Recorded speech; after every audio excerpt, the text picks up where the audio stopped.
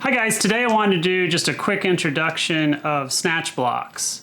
Snatch blocks are a really helpful piece of recovery equipment that makes your winch a lot more versatile. They can really help with recovering heavier vehicles or vehicles that are particularly stuck, or in challenging situations where maybe you don't have a direct line to the vehicle that you're trying to recover and need to go around a corner somehow.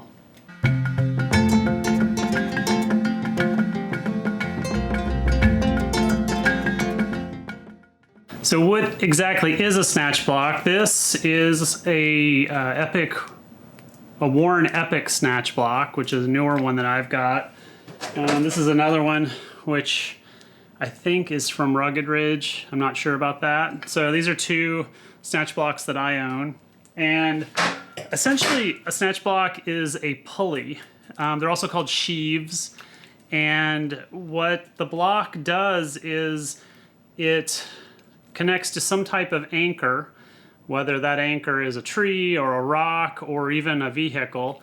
And then the winch line comes through the snatch block and back out. And that either multiplies the pulling force of the winch or redirects the force, however you need it to go. This is the classic style of snatch block used in off-road recovery. There is a newer type called a recovery ring, I believe. It's just a ring, and those are used with soft shackles, which is a newer technology also. So a synthetic soft shackle that goes through the ring, and then the winch line goes around that ring. I'm not going to cover those in this video. It's kind of a different, it's a related topic. It's pretty much the same function, but here I'll just talk about sort of your classic snatch blocks. There's just a few parts of a snatch block. They're pretty simple. There are the side plates, which are these rotate to allow you to get the winch cable inside around the pulley. This is the pulley, or the sheave, the round spinning part that the actual cable goes around. This is called the eye, which is where the usually a shackle connects to connect you to whatever anchor you're going to connect the snatch block to. And then this is the sheave pin, the center part. So that's kind of the axle of the pulley or sheave. So like I said, there's really two uses for snatch blocks. One is to multiply the force, the pulling force of your winch, amplify it.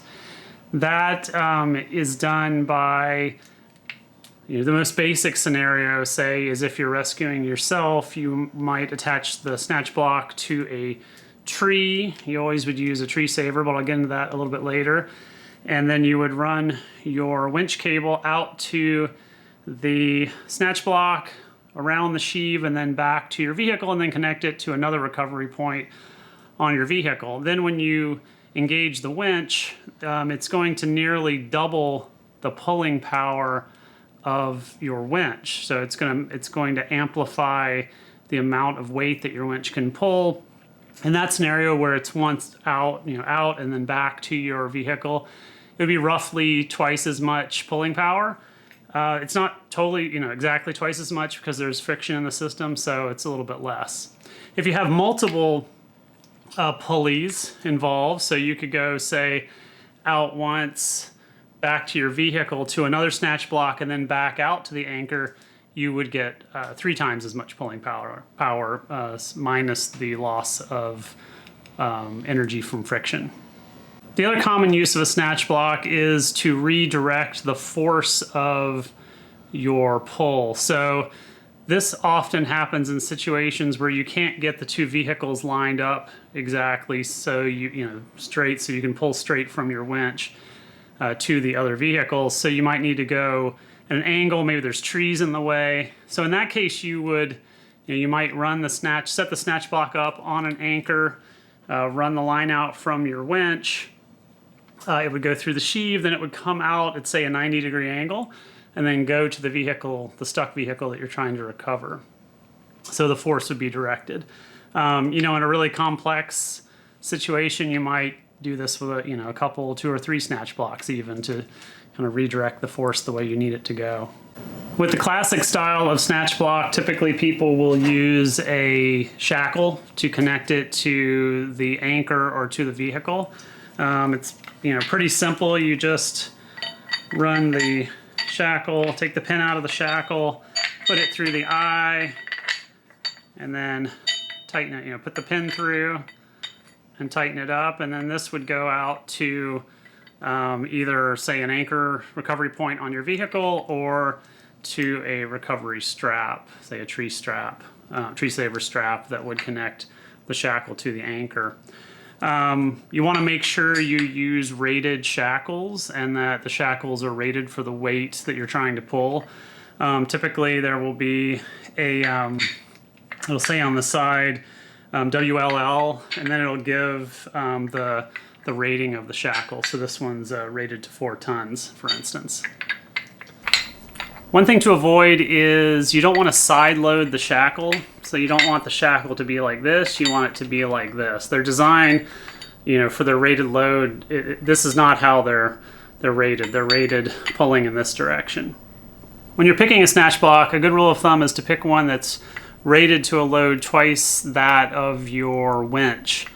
If you were to do the scenario where you run the winch line out to a snatch block that is connected to a tree, say, and then back to your vehicle and then pull, in that case, you're capable, because of the mechanical advantage there, you're able to pull twice as much as your winch is rated to, theoretically.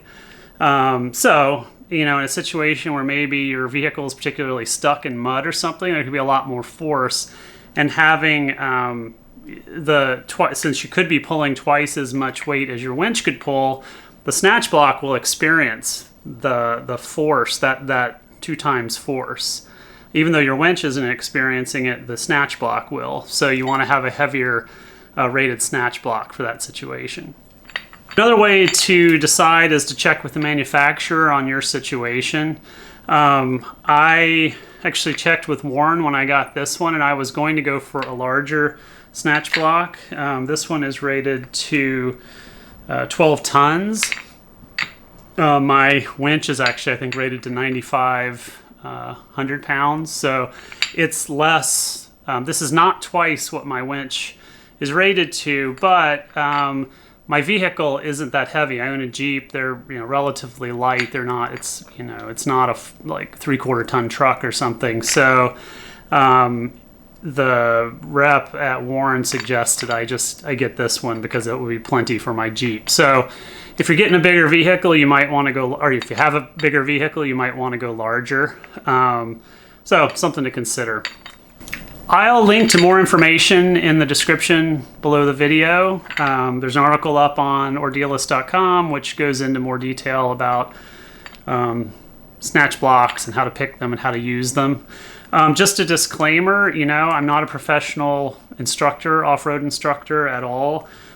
So, take everything I say with a grain of salt. Go get some formal training from someone who's qualified, like your local off-road club is a great place to start. They can often connect you with people and sometimes have classes you can take. There's also some off-road groups, which all is in the actual article on ordealist.com, some information about where to find professional trainers. That's it for this video. Be safe out there and have fun.